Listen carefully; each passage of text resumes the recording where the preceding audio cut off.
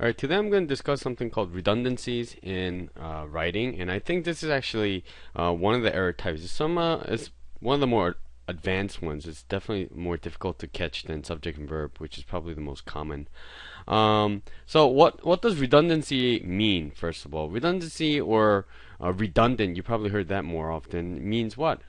Something that is repetitive or unnecessary, right? And I think the SAT synonym for that they give is superfluous.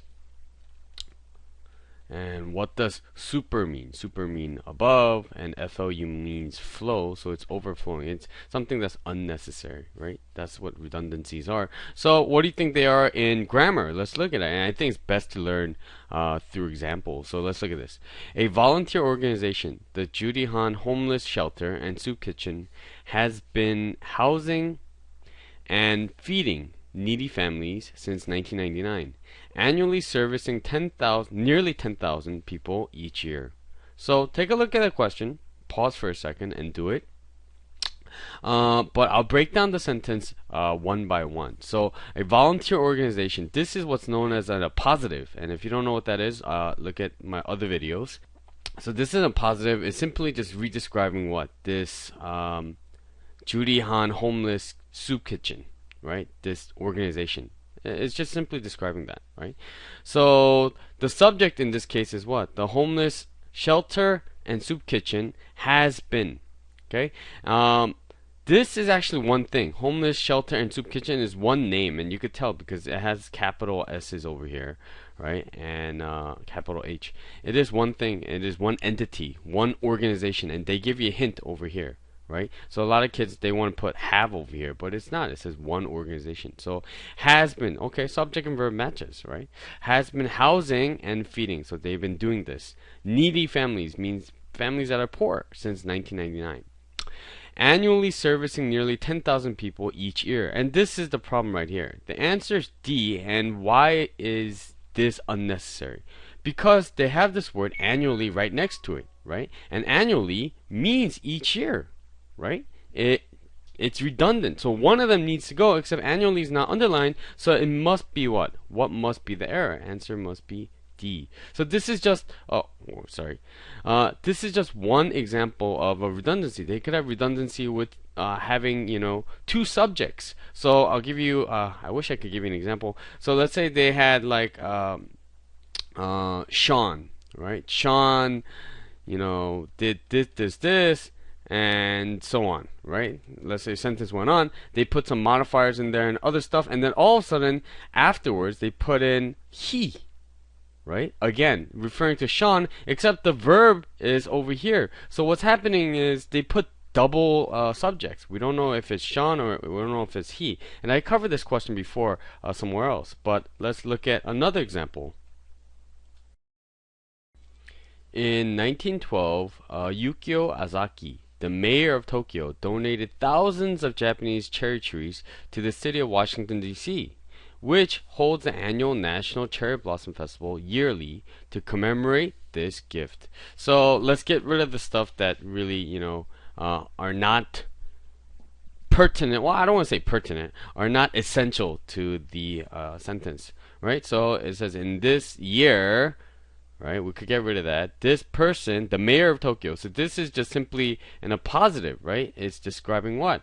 This over here. So we could get rid of that. So Yukio Ozaki donated thousands of Japanese cherry trees. Okay. That's the main idea. To Washington, D.C. Which is referring to Washington, D.C. holds is correct because Washington, D.C. is singular. The annual National Cherry Blossom Festival yearly. So we have the same problem, right? Same problem as something else. What's the problem, right? Annual is the same thing as what? Yearly. This is another redundancy problem, right? So we can't have A. It doesn't work, right? What about B? Which annually holds the isn't that the same thing, right? We can't have that. What about holding the annual? Again, it says annual in all of them, so we can't have it. They're all redundant. Okay, so we could only have D or E. Okay, which holds which holds, and which, remember, is talking about what? Washington, D.C., which holds the National Cherry Blossom Festival yearly to commemorate the gift. So that sounds right. But let's look at E. And they hold. So they're breaking up the idea, and they do all of a sudden they. So what is they referring to in E then? And they hold, right? So all of a sudden Washington became they. Or is it talking about trees, right? So the best answer is D. It's D because this is another redundant, right? Redundant C question, right? Because they're giving yearly and annually, same thing. So this is a really good question. A lot of kids get this one wrong, and it's not immediate at first, but once you know the concept, I think it's fine. So let's look at this. Like her husband, right? Percy Mary Shelley was a romantic writer. I know this is not even underlined, but I think you should take note of this because like means what? Person to person, so that fits, right? You're gonna run into that question somewhere else. Was a romantic writer. Okay, end of one sentence idea. So that could be what? An independent clause, and then they combine it with and, which is part of fanboys or coordinate conjunction. So right now, so far, it's independent clause, coordinate conjunction. Okay, and it says her and Percy influence each other's work. Okay, that's fine because each other's work means they go back and forth influencing each other, right? Except what is wrong in the answer choice A, right? Her is not a subject, right? Not a subject.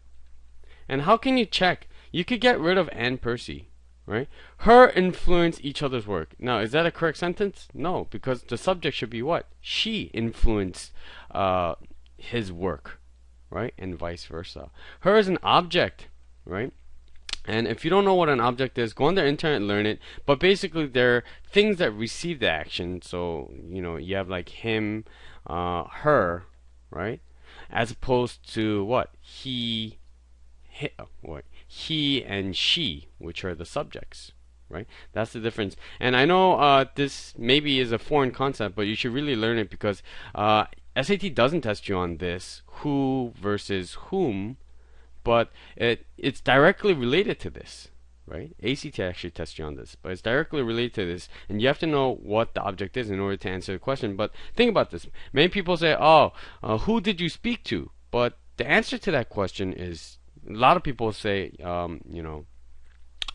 lot of people ask that question, who did you speak to? But that's wrong because the correct answer to that question should be what? I spoke to her, I spoke to him, and him is what? An object, right? It's an object. So it should be what? Whom did you speak to? And I know maybe that sounds a little bit like, hey, I know this or whatever. That's why people maybe purposely say, who did you speak to? Right? But that has to do with subject and object. Anyway, so look that up and you understand why that doesn't work. But what about B? B says she and Percy having influenced. Okay, so she is correct and Percy, that fits together. Except this idea is incomplete. They didn't finish anything. Having influenced each other's work. Right? It doesn't say they have influenced each other's work. It just says having. So they were in the middle of doing something and nothing happened. Right? So we can't have B. What about C? Herself, and again, this is same ing, right? It's having, doing, incomplete, right? Except in this case, it's even worse because it has what? It has a reflexive pronoun over here, right? She influenced herself, right? Herself and Percy influencing. So I don't know how that would work, but it logically does not make any sense. Right? So you're left with D and E. Let's look at D and E. The two of them both influence each other's work. So that's good because why? This is, the two is a subject and influence is the verb over here. The two influence each other's work. That's a perfect sentence. Except the problem is what? Both. Two and both, they basically mean two, right? Both of them did this. The two of them did that.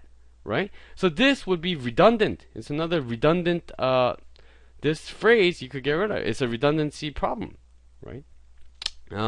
What about E? She and Percy influenced. So she is a subject, right? That works. And Percy also subject. They're actually compounded together.